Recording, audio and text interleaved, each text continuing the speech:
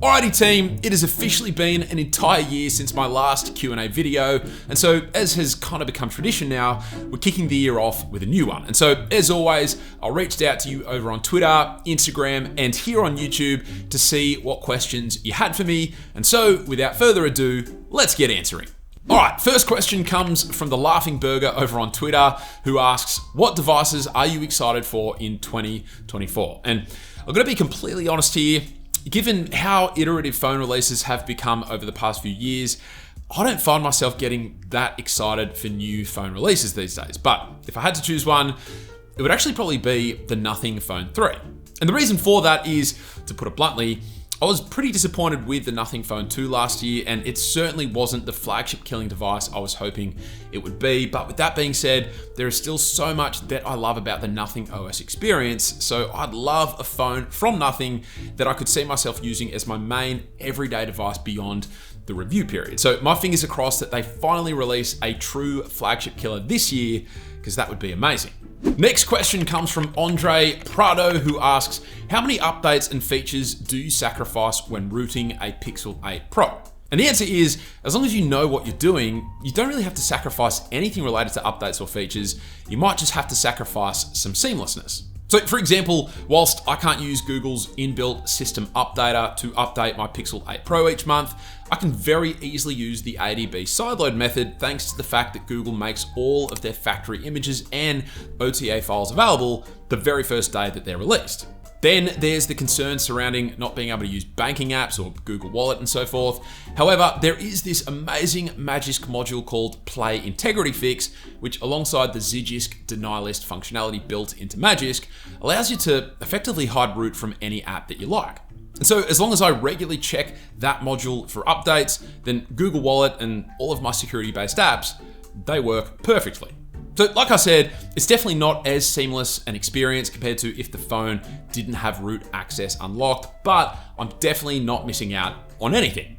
All right, Soondeep Dan asks, Samsung S23 Ultra or Pixel 8 Pro? And we're actually now mere weeks away from the release of the S24 Ultra, so this answer may change at that point, but as much as I really like the Galaxy S23 Ultra, as I've mentioned many times on my channel, I'm a huge fan of the Pixel software experience and the results that come out of the cameras in particular. So for now, if I had to choose one, it'd be the Pixel 8 Pro.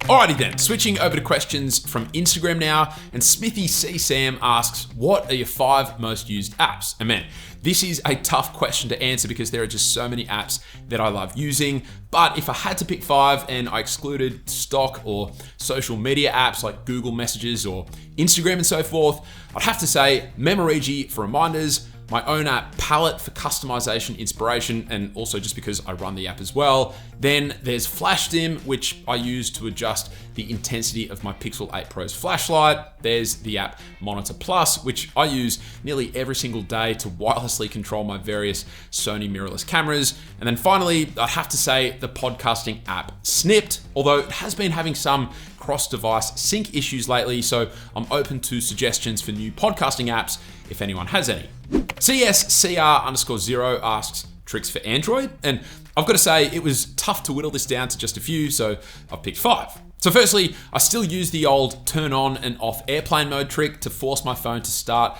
a new cell tower search, therefore improving network reception.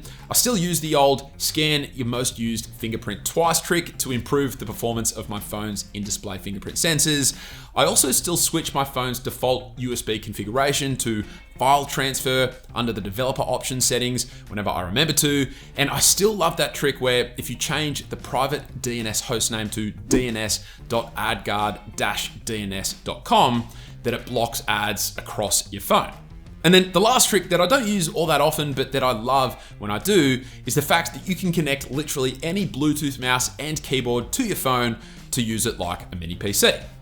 There you go. All right, Louis the Cool Kid asks, what happens to the phones after you use and review them? And the simple answer is, for the ones I've either bought myself or that have been gifted to me from a company, I keep them. You see, quite a few years ago, that actually wasn't the case, and I did try and sell phones that I was no longer using, but over the years, there were just too many instances where I would reference an old phone in a new video and then get really frustrated that I didn't still have the phone to film new footage with. And so as a result, I decided that it would make more sense to start keeping them. And who knows, maybe I'll do some sort of long-term style reviews in the future where I'll review phones from years ago to see how they hold up today. But yeah, to answer your question, I keep the phones. All right, moving over to questions from YouTube now. And this first one is from Nevi3708, who asks, what's the usual turnaround time for a video given you have such high production and attention to detail? And do you ever feel like your videos will end up falling behind on covering the latest tech? And this is a great question that I haven't really answered before, but firstly, thank you for the kind words about the production quality of my videos. But to be honest, if you take a look at my channel and the videos that I upload, I think you'll probably agree that I actually don't even attempt to cover the latest tech, at least not straight away.